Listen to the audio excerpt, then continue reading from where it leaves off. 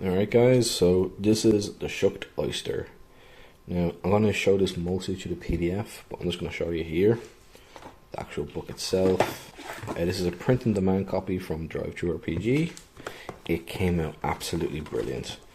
This is by the Black Logic Games guys. As you can see, there's their logo from the YouTube channel. I'll link their YouTube, where to get this book in the description. This is basically, in my opinion, a GM toolbox. It does have individual adventures which are linked together and ideas on other adventures that could be run. That's all linked to everything in the content within the Shucked Oyster book. We're going to go through this. Again, I'll be using it through the PDF, just for the ease of it, for recording. So I'm just going to go through this. Yeah, as you can see, there's about 259 pages. It's actually a little more than that.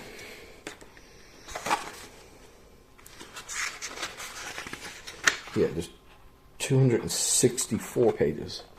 Most of the last few pages are going to be for the axe system. I believe that's how you say it. Let me just find it. It's just basically the conversion for the axe system, axe 2. So it gives you an example on how to use this book. I'll just read it a little bit here. At Black Lodge Games, we have a slightly different perspective on RPGs than many fans of classic dungeon crawlers. This book is not a module in the traditional sense. While there are runes to explore, treasure to be gained, and mysteries to uncover, this project does not have a set path or linear approach to its design.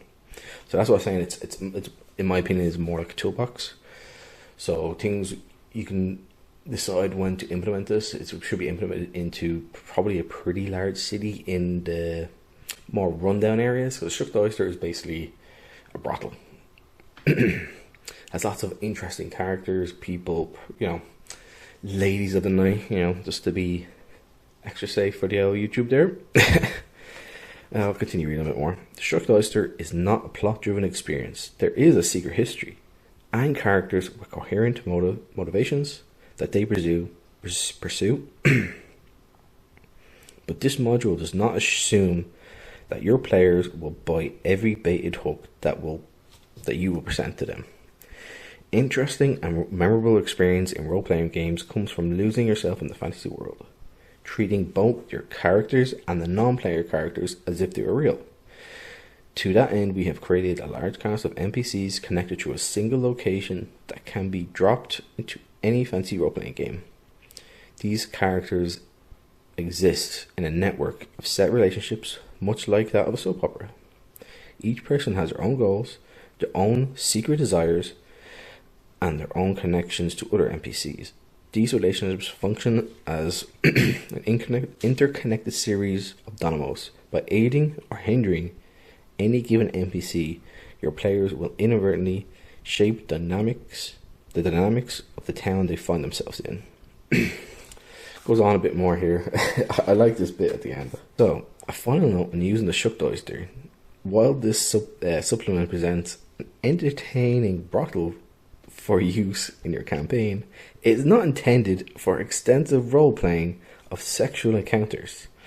Our design goal is to provide a jumping-off point for fun and interesting adventures, not your personal kinks. For players that want to take the game in the latter direction, we can only suggest that you try being normal. We realize that this may be difficult for some of you. I absolutely love that. Because there's a lot of, shall we say, interesting characters in real life who like to put their own stuff into everything, no matter what, no matter how much it doesn't play well with the content. And I'm trying to be very nice about this. As you can tell, I'm taking my time. So this is the Shucked Oyster. I'm going to go to the PDF so we can actually talk about the rest of the content. This is going to be a bit easier. And as you can see, I have the book here. It's really well done. It's over 200 and Yeah, 64 pages, as I said earlier. A lot of content. They'll have the locations, tons of NPCs, how they interact with each other. It also has the Total Oyster modifier summary. It has NPCs, has monsters. It does have some quests, mysteries to unlock or discover, I should say. Yeah, it's excellent. There you go. That's one of the adventure quests they have in here. There's more of these in here. I think there's 3 in total from the top of my head, just remembering from what I read. Like, yeah, and here you have some ideas which can be run, how to implement what they are, and of course examples of how they were run in their own campaigns, I think. So yeah, further adventures, yeah, that's the boot.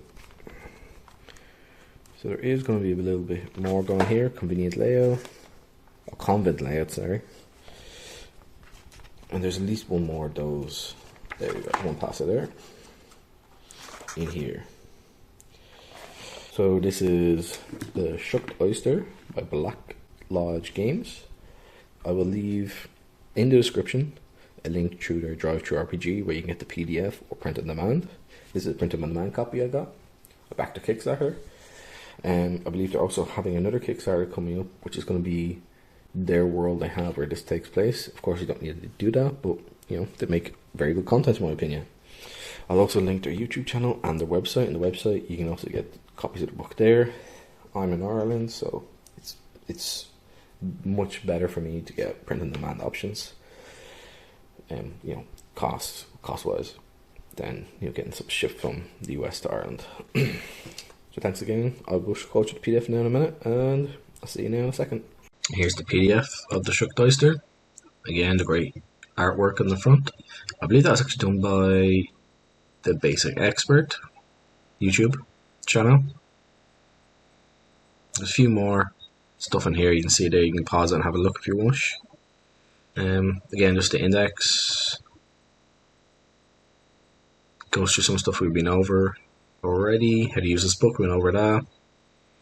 And inspirational media. I think there's something this is good to get an idea of how things work. Like I said in this book, when we look over briefly, it's sort of like a soap opera. Because you have all these different NPCs and characters and how they interact and react against each other and against the player, and situations that go on. So one minute, one character might love you for all the things that you're doing, and the next minute you start talking to another character, and maybe there's some sort of rivalry going on there. Then you do something, and they hate you. And there's going to be a lot of big swing back and forth. I think it's interesting. Using the Oyster. Just use the Shadowdark core rules, like it says here. It tells you what page if you're not sure. So if you want to go overview everything, you think, oh, okay, cool, this is how this works. Okay.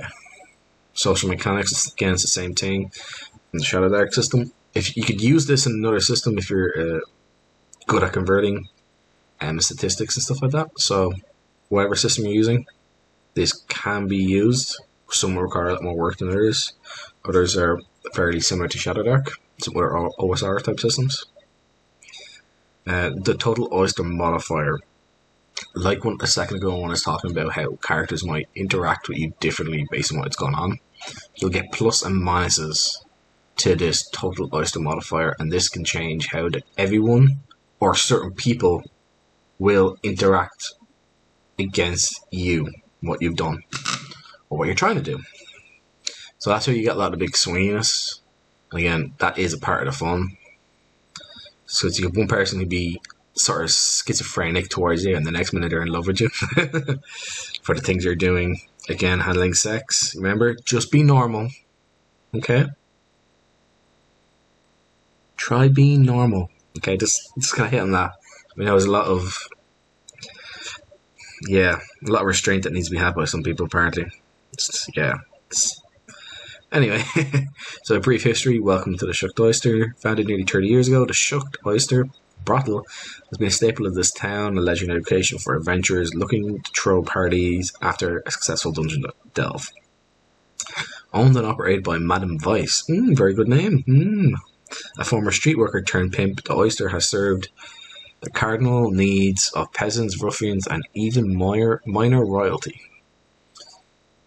The local priest, Father Pete O'Malley. Father Pete O'Malley there, boys. You're gonna go Father. There you go. Has declared the Oyster cursed by dark spirits. And here's Madame Vice. She's a very attractive woman, clearly. Extremely attractive. Does not look like the humpback of Notre Dame. Not at all. So yeah, she gives it a description of what she looks like, she smells like. Yeah, literally covered in cigar smoke around her all the time. Father Pete O'Malley. Yeah, as we go through this, you can pause and have a look. This is just going a brief-ish overview of everything. Finding an oyster. Where to put it? The oyster is a point of interest. To bring this notorious beacon of sin into your own game, choose a district in your own town or city that would be interesting nexus of activity. The oyster is not meant to be a quest to be doled out to your players. It's meant to simmer in the background of your ongoing campaign. That's something that's really important because so many modules, they're like, oh, you follow this path or go here, then maybe you go to one of these 2 places or 3 places, or it is this. Like I said, I'll describe it more as a toolbox. The oyster is a toolbox. The characters in it, the NPCs, are a toolbox, which the GM can decide when and how to use them. They think they'd be better to use one character over another, and that can be dependent on maybe the player's choices. And let's go here. Those are brothel. Let's see what we can get going on here.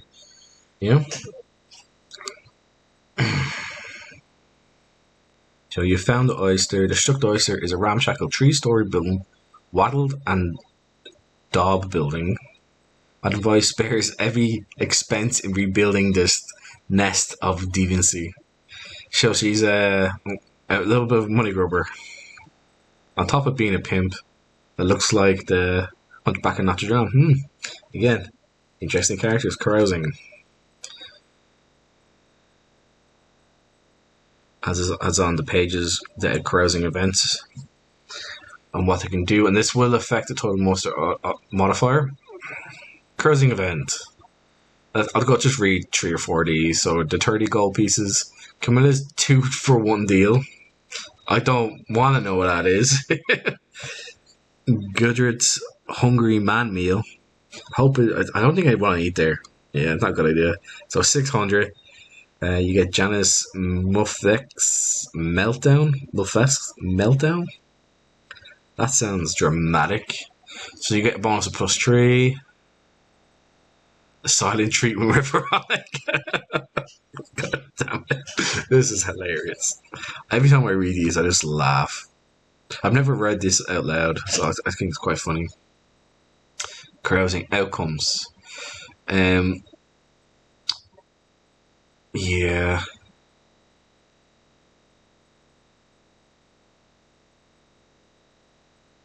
Last one there. I'm not going to read that out loud, but you can see it. And then you get XP from this. This is like a normal Shadowdark thing. Carousing for XP, spend gold for XP. So these things will interact with each other. So you get a plus, say you got this one, you got +1 bonus, and then say you rolled a 3. Now it's a 4. So you're getting +3 XP. And gain an enemy among the patrons. And that's something maybe the player will know, maybe the player will not know. So that's the outcome. You said something nice to Yurk the spoiler and killed the vibe. Ooh. Wonder how that could play out. Encounters before it burns down. So every time the oyster shows up, it will burn down. And it will probably burn down several times during your games. And there's always going to be someone to be blamed. And this is obviously before it burns down, like it says, what's going on. After it burns down, again, more events like what's going on. You can pause and have a quick look at these if you wish. They start burning it down. Who burned it down is another thing that's going to come up. Sometimes they might blame you. Oh no, the blaming is the next part. Say, so what caused it? This is something maybe the DMs will roll. Maybe you'll find out as a player. Maybe they won't find out. Again, that's going to be up to the player, up to the DM. I mean, and how they decide to go about things. And they give you how you could possibly run these. So you can change these around if you wish. Again, these are a table you can use, and you could change. Maybe it has Madame Voiceful sleep with a cigar. They could be someone else. Maybe it could be a player. Maybe they're in there. So that's something you can change if you wish. Again, all these sort of charts, they can be. I think I'd use a lot of these charts as they are. But if you're using this a lot through different games, you could change things like you can with encounter tables for combat or events. You know.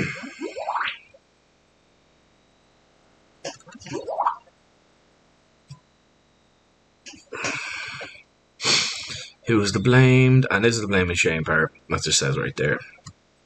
A prostitute.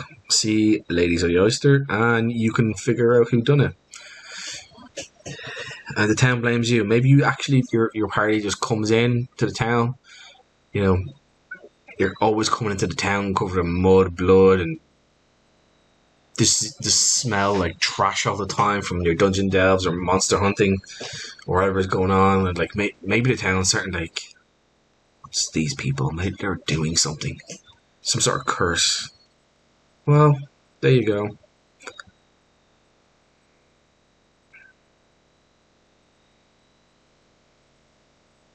Again, throughout this, you'll see lots of cool art. The town blames you. You did it. You burned down the oyster. Adventurers bring nothing but misery and death in their wake. Oh, you'd like to spend some of that gold you brought back from the wilderness? Sure, I'll take that. The townfolk are simple people, and they like simple explanations, and the simplest explanation in this case, that you came to town, and shortly after, the oyster burned down to the foundations. Goes through more. The townfolk will talk behind your back, spit on the ground in front of the party, but will never bring their pitchforks out if the player stands up to the harassment in public. Adjust the total oyster modifier by +2, as the prostitutes will be impressed. And if the players go the route of appeasement, -2. If different patrons, Garfunkel dies. Yeah, lots of stuff like this. So I'll go just a quick bit more. Again, the art is great. Some of this, I believe, is commissioned, and some of it is free to use art. You can kind of tell what's what as well. The more newer stuff looks.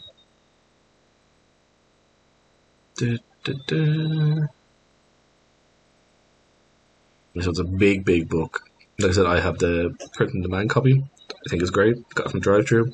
No problem with any drive-thru stuff. My stuff comes from the UK. I live in Ireland, and the quality is always very good, very high.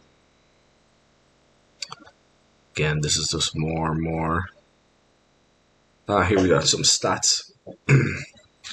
Now, some of this stuff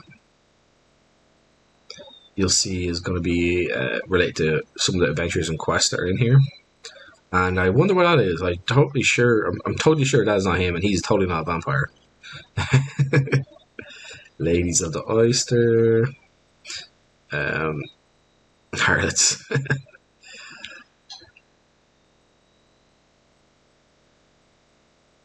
Oh no. Opal. The bearded prize of the oyster. You see, let somebody. Oh my god. I think we all know who would like that. Some people who like to dress up in costumes with bunny ears.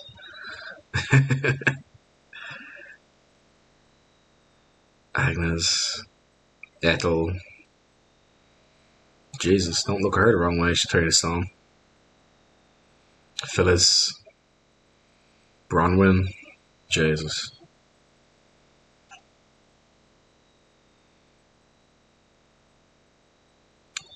There's something for everyone, apparently.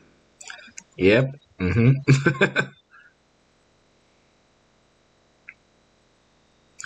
some NPC stats. Again, all the stuff is really good. It's not just about the as they call the harlots. There's going to be other people. Pleasant Peter, the gravedigger. I think you'd have a lot of fun with him, putting him in different situations. He comes across with dead bodies in his cart, bringing them to the graves. The GM could have a lot of fun with this guy.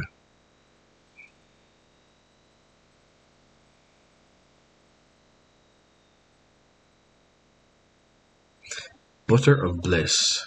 The finest specimen of bovine pedigree, the most sacred of all magical animals. The Sobolus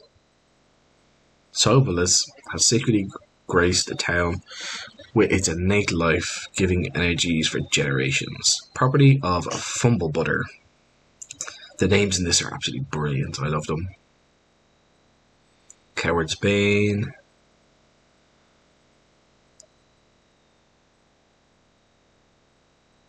There's just so much stuff on this. We're about not even halfway yet. And here you go. The Cult of Malchimpulus, I should say.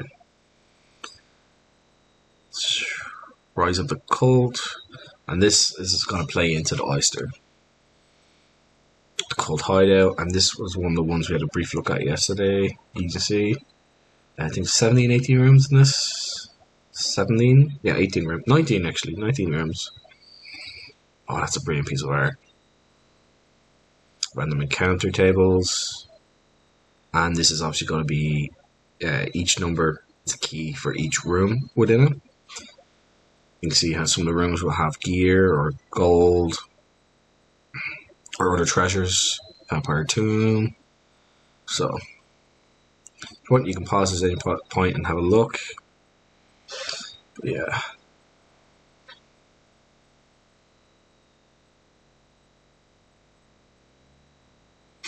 This is, again, something that can be implemented in any system. It is made for SoloDark, but you can pretty much use it in any system with some modifications and have some fun with it. The truth about the oyster. And then this is where it can get more interesting, I think, in terms of doing direct adventures in or about the oyster. And this is something you'd want to probably do after a good while, not just have it done after a handful of games, because you want to draw this out. And the oyster can be used as a location for your parties, for your party, or we have like West March parties, so they can go there, relax, use the services, spend gold for XP instead of just going to a normal pub or a bar and like, oh yeah, you do this, we'll do the drinking game, whatever. You gain how many XP, 2 XP. This is more interesting, and this is the point: is to make it more interesting, and then it leads to other things which could happen. Breaking the curse. The curse of the Shucked Oyster is incredibly difficult to break, and players may never even attempt it. But should you find themselves in the ruins of a convent below, brothel, like there's the page number back there, it is possible they will find the paw of Malchimpulus. Again, like it just says here, like your party may never find it, and maybe you don't want them to. It's just another fun thing you could use. Maybe if you're doing like a West March style, maybe another party could find out about it, and then a couple games later, your other party comes back and they're like, "What happened to it?" Oh yeah, it was cursed. So beneath the oyster, the convent layout. We went over a bit of this in the other part of the book. Let's go just quickly. It's going to be like the other sort of dungeon area. Further adventures. There is a lot going on around the Shucked Oyster. Your game may be taken in many unexpected directions. We encourage Game Master to allow any trad players to pursue to generate new adventures. This is something very important. This is why a lot of people do not do this anymore. Players should be driving everything forward, in my opinion. The GM should be able to, as best they can, adapt to the players' actions and choices. And if you lay out maybe a handful of directions the players would go, especially when you're starting your adventures, especially with new people, and if they start following it and they start following maybe a sort of adventure or plan of where you might want things to go, draw it out a little bit without going with super high detail. Like say if the players decide to go here, there's going to be a dungeon over here, there's going to be so many monsters or an NPC here, and that might lead them onto a quest, and that they might get hooked onto it. And then these are just ideas. Went over a little this in the other part in the actual book, but again, all these things can be used to create. And this is basically a spark table. I'd consider this like spark table with a bit more detail than just, like some spark tables are like roll 2d6 on 2 tables. It's like go find the squirrel in the forest, the magical squirrel in the forest. I think these are really good, and it's only have the appendix. They have a cool appendices in this. Or appendices. I say appendix like your organ. I know, I shouldn't. Random risky encounters. Yep, it's more of the from the cave layout. Again, another dungeon area.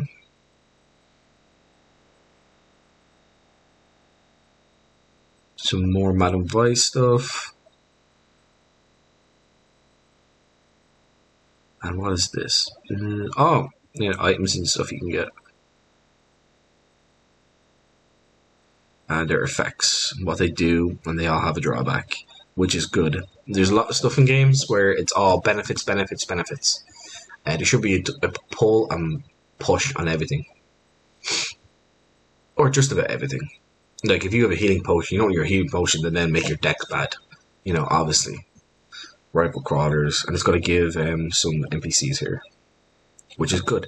Rifle crawlers are rarely used, I've noticed, in my opinion, in a lot of games. These can be used. You can use other player characters from other games you've had rolled up, maybe, or you could create them.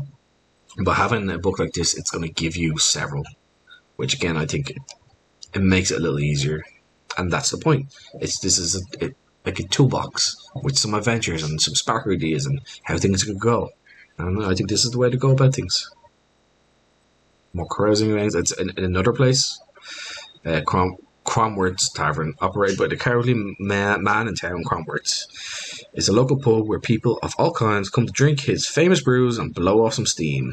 Before his wife left him, he was pretty much cozier and inviting place. But due to Commonwealth's laggard attitude and poor impulse control, the place has gone downhill. Isn't that just a shame?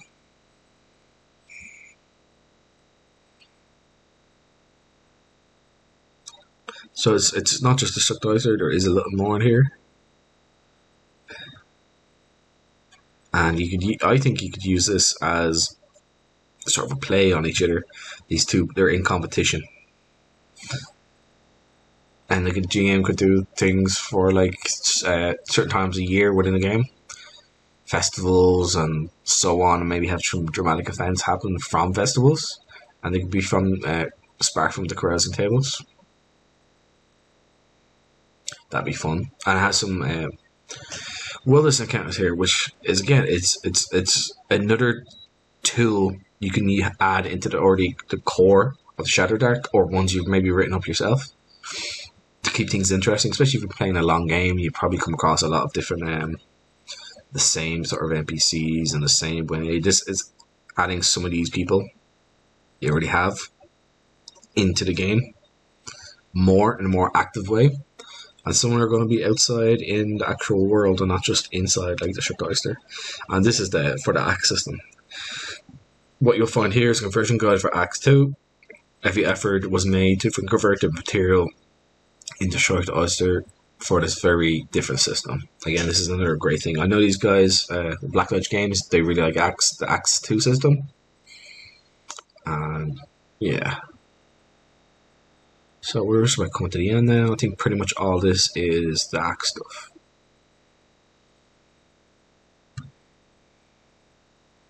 Goblin Town. Yeah. Yep. Cigars. And the total oyster modifier summary. The modification +2. Trigger PC's help to put out the fire of the oyster. So you come across the oyster is in the middle of burning down, you help put it out, you get a +2 modifier. Maybe someone else tries to blame you for it, you defend yourself, you get another +2. You automatically have a +4 modifier, and you're going to have how NPCs will react to you differently. And that's it. So I hope you like this. It's my second video, even my third one uploaded. So I hope the audio on this will be much better, and please comment, like, subscribe. Let me know what you thought of it. Thank you, and I'll see you again.